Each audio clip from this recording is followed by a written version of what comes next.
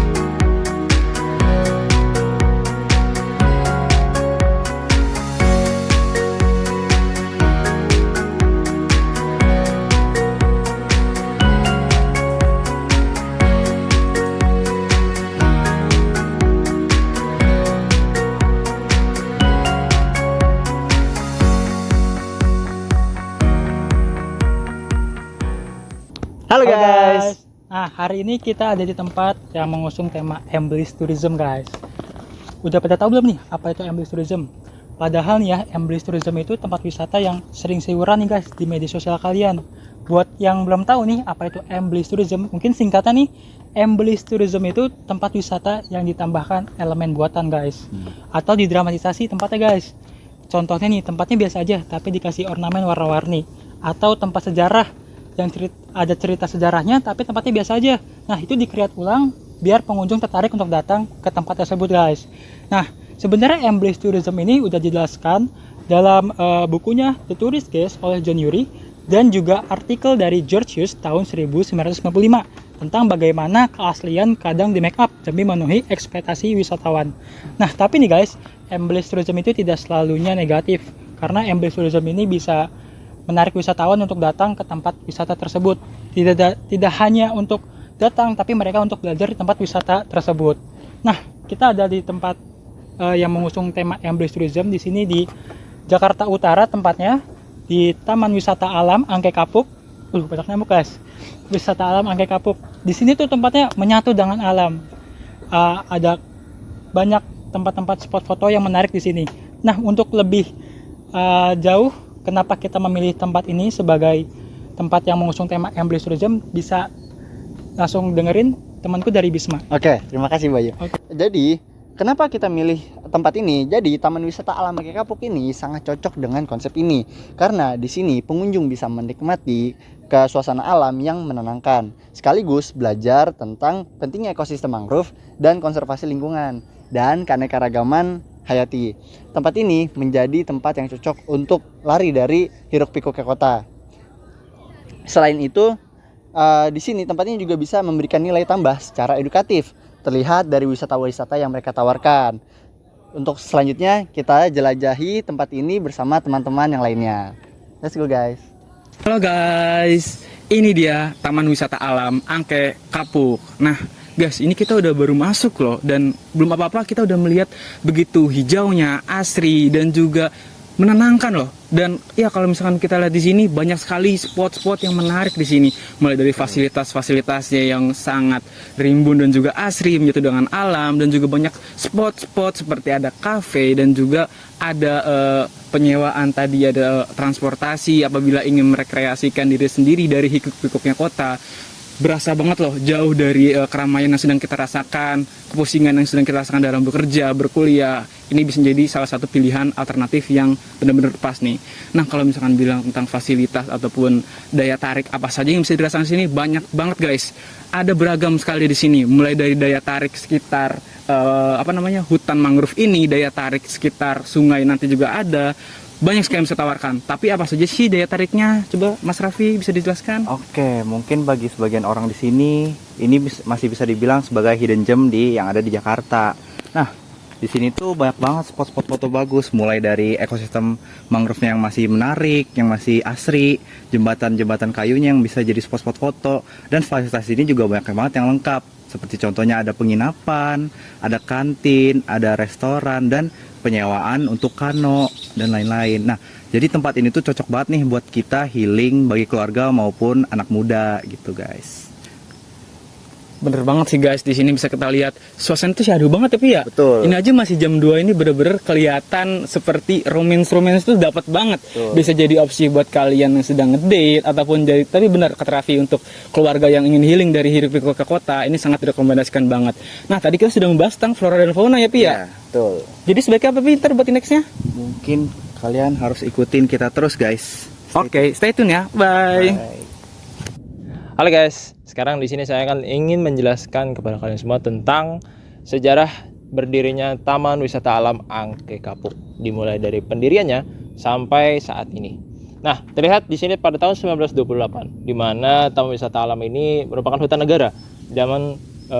Taman Wisata Alam Angke Kapuk merupakan bagian dari kawasan hutan Angke Kapuk dengan luasan 99,8 hektar, di mana pada saat itu masih sangat asri sekali, masih menjadi hutan negara dan belum bahasanya direnovasi ataupun menjadi taman wisata. Terus pada tahun 1960 dialih fungsi menjadi lahan tambak. Sekitar 90% dari kawasan hutan Angke Kapuk ini perlahan mulai berubah dari segi fungsinya dan juga bentang alamnya menjadi area tambak. Yang di sini pemerintah mungkin mulai aware karena tidak seharusnya hutan ini dijadikan area tambak karena bisa merusak dan juga bisa menghancurkan ekosistem ataupun biota-biota yang ada di sana. Terus pada tahun 1995, di mana ada penetapan status dan nama kawasan, jadi area seluas 99,8 hektar ini ditetapkan sebagai kawasan Taman Wisata Alam Angke Kapuk pada tahun 1995. Jadi sudah mulai mendapatkan nama. Nah, oleh Menteri Kehutanan pada waktu itu Bapak Insinyur Jamaluddin Suryo Hadikusumo. Nah, pada tahun 1995 mulailah terbentuk si TWAAK ini, Taman Wisata Alam ini. Dan pada tahun 1997, izin pengusahaan pariwisata alam ini mulai terlihat, di mana Ibu Sri Leila Murniawati Harahap selaku Direktur PT Murindra Karya Lestari memperoleh izin pengusahaan pariwisata alam untuk merestorasi dan mengelola kawasan Taman Wisata Alam Angke Kapuk. Untuk lebih jelasnya nanti akan saya jelaskan siapa sih Ibu Sri Leila itu, karena beliau adalah seorang tokoh yang bisa dibilang sangat berdampak pada berdirinya Taman Wisata Alam ini. Dan pada tahun 2000, dari tahun 1907 sampai tahun 2000, di mana ada pengembangan program restorasi dan juga wisata alam itu dimulai. Jadi upaya-upaya restorasi dan pengembangan wisata alam terus digiatkan hingga akhirnya mendapatkan banyak dukungan dari berbagai pihak. Pada saat itu, pada tahun itu, mulailah ditanamkan banyak sekali mangrove dan jenis-jenis yang lainnya. Dan belum menjadi kawasan wisata yang mungkin banyak banyak destinasi dan lain sebagainya, kayak wisata kano itu mungkin belum ada di saat ini. Nah, terus pada tahun 2010 itu ada peresmian TWA Angke Kapuk. Ini sudah mulai resmi dan mulai dibuka untuk umum setelah melalui perjalanan panjang pada tahun 1928 sampai 2010. Akhirnya terestorasikanlah dan wisata ini tergembang dari fasilitas penunjang, terus juga akhirnya TWA Angke Kapuk diresmikan pada 25 Januari 2010 melalui surat keputusan Menteri Kehutanan nomor 537 1997. Nah, yang tadi itu udah jelasin juga, tahun 97 udah resmi. Terus dari tahun 2010 inilah sejarah ini mulai terbentuk, di mana TWA sudah mulai resmi dan ditetapkan sebagai wisata alam. Nah, hingga saat ini berbagai upaya untuk merestorasi dan melestarikan hutan mangrove terus dilakukan bersamaan dengan pengembangan fasilitas serta aktivitas yang dapat mengedukasi, menunjang, dan juga mengakomodir kebutuhan wisatawan yang berkunjung. Jadi dilihat perjuangannya dari tahun 1928 sampai 2010, di mana pada awal-awal mulanya TWA ini merupakan hutan negara yang dialih fungsi menjadi wisata, yang sebelumnya menjadi tambak, dan tambak itu ya mulai merusak lah bahasanya gitu. Nah, di sini saya juga akan menjelaskan juga siapa sih tokoh yang ada di balik TWA ini. Bisa dilihat di sini perjuangan demi hutan mangrove. Di sini dilihat dari kata-katanya. Mari kita berpegangan tangan dengan kuat seperti akar mangrove. Akar mangrove itu sangat kuat dan bisa menahan gelombang.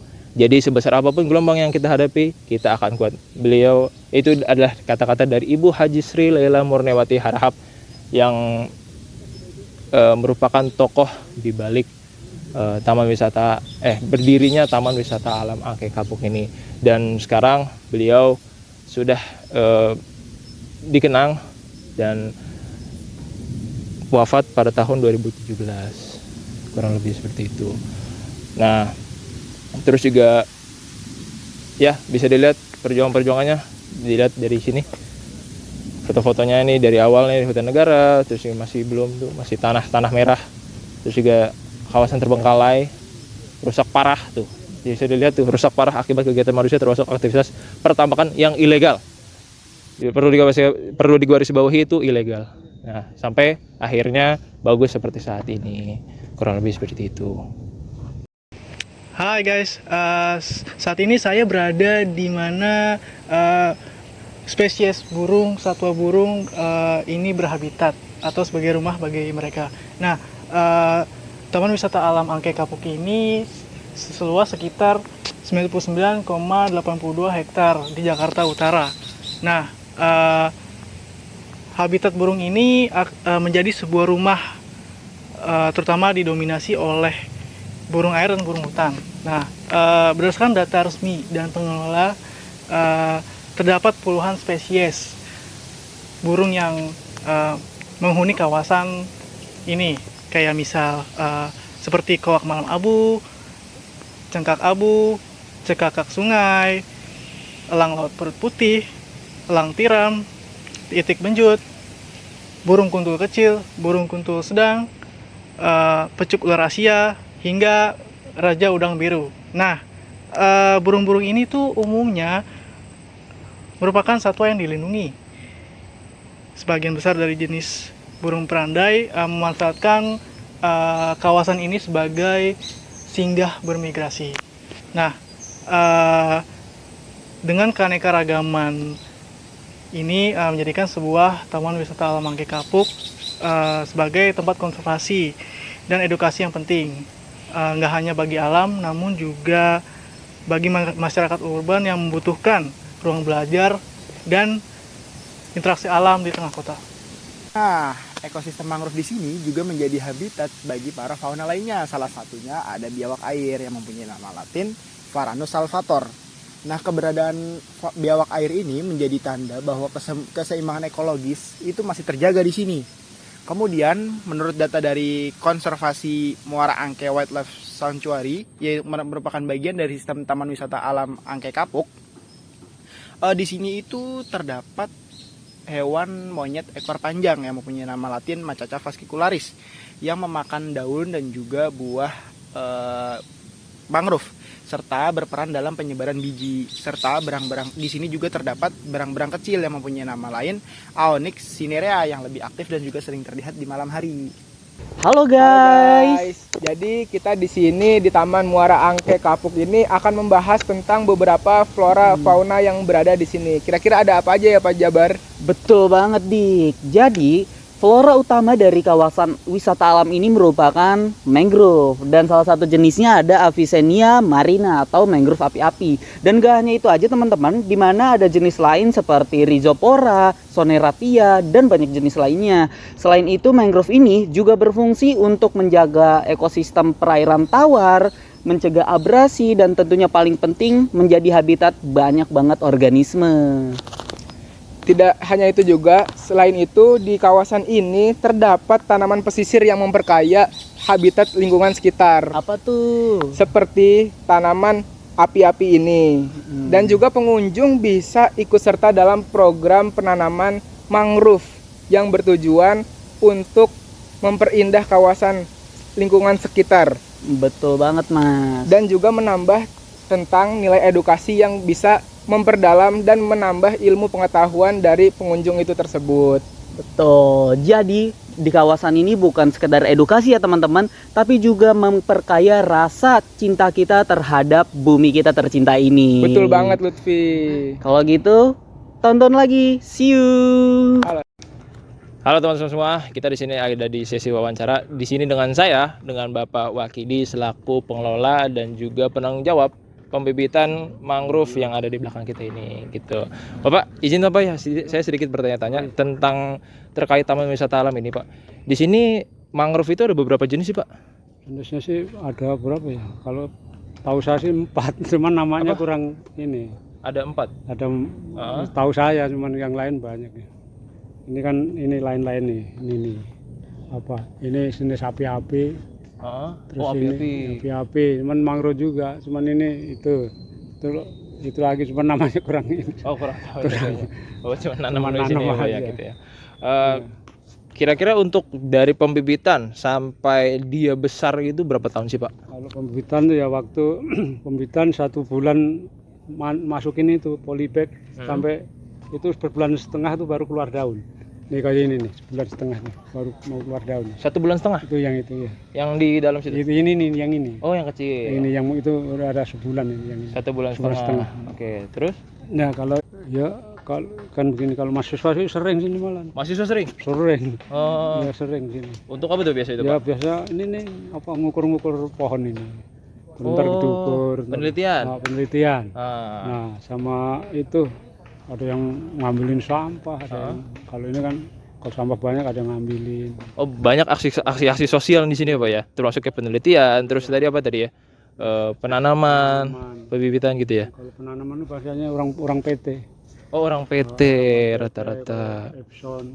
Mm-mm. Presiden Jokowi juga nanam di belakang situ. Oh, presiden? Iya, banyak. Mantan presiden Iya, gitu? mantan waktu masih Pak Jokowi. Di belakang? Iya, Mbak. Tentaranya banyak dulu. Ada 2 tahun. Oh, ada 2 2 tahun yang pas lalu ya. Sama ini Pak, karena kan ini kan wisata edukasi juga ya Pak ya. Kira-kira kalau misalnya untuk keramaian pengunjung nih Pak nih, bagaimana nih Pak nih? Kalau sekarang tuh pengunjung kurang banyak. Kurang banyak. Kalau dulu sebelum Covid tuh, tiap hari tuh rame. Selama habis Covid ini sampai sekarang. Sampai sekarang masih Apa- belum. Soalnya sampai sekarang tuh ini sepi sekali.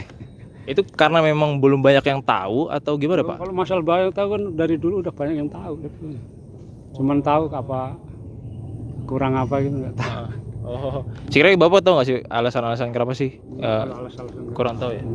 Oh, oke. apa bosen apa kan nggak tahu ya juga. Iya juga sih benar. Iya. Tapi kalau saya lihat sih seru juga sih Pak sebenarnya. Saya kan baru pertama kali ke sini ya.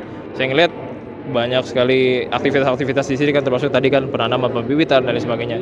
Dan saya kan juga suka wisata alam ya Pak ya. Emang seru sih. Mahasiswa itu kan yang PKL mahasiswa banyak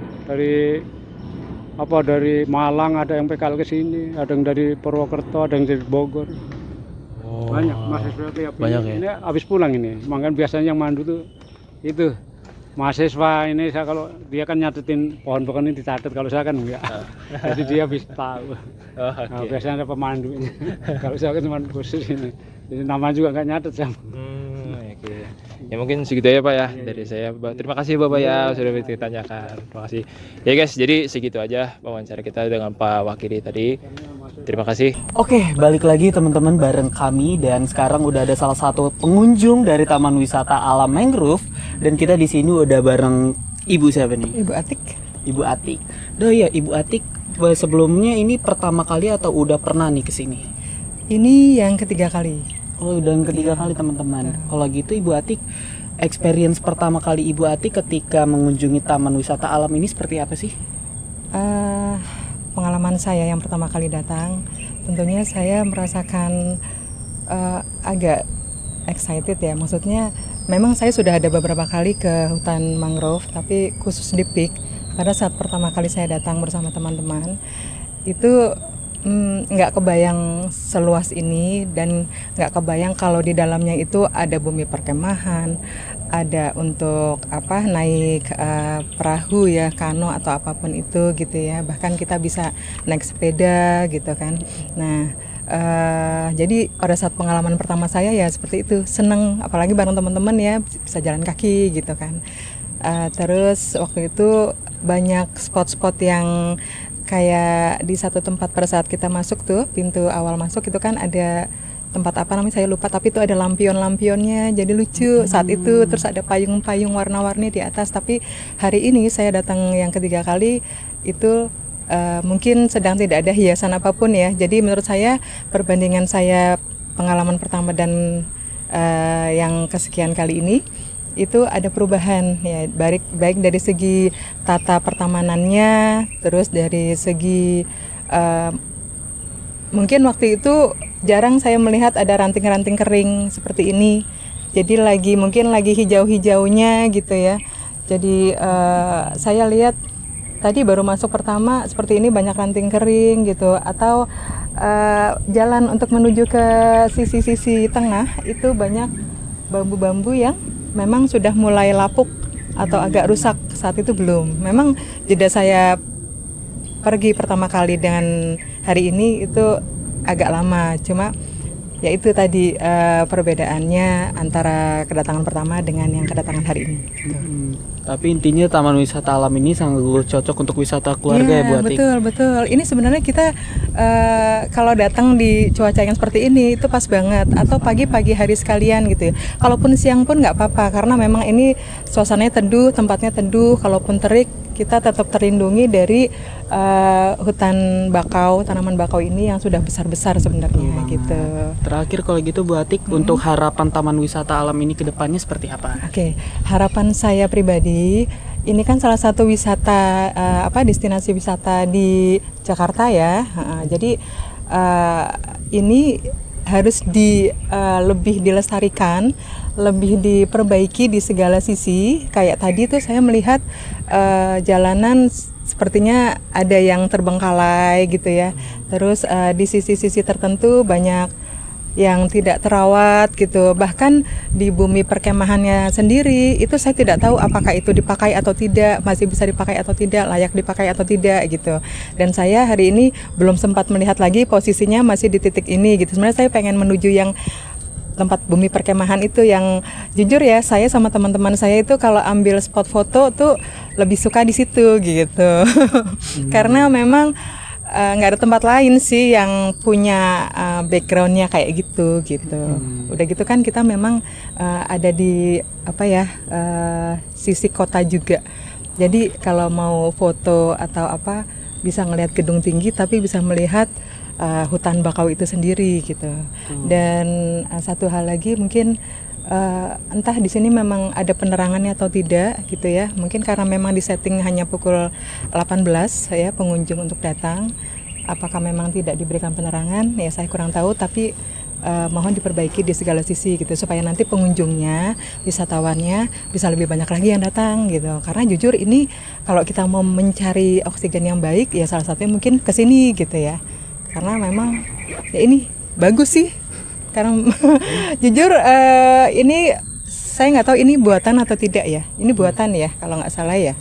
Tapi so far untuk sebagai salah satu destinasi di Jakarta ini worth it sih untuk didatangi. Wah, itu dia teman-teman, salah satu sedikit review dari salah satu pengunjung taman wisata, yang intinya taman wisata ini merupakan sebuah tempat yang recommended banget. Di ketika kita lagi suntuk-suntuknya nih di tengah kota teman-teman. Tentunya kita ingin mencari tempat yang sejuk. Mungkin itu aja Bu Atik. Sebelumnya satu hal lagi, apa tuh? Biaya tiketnya juga masih terjangkau kok ya. Jadi jangan khawatir kalau main ke sini nggak akan kehabisan uang. Siap.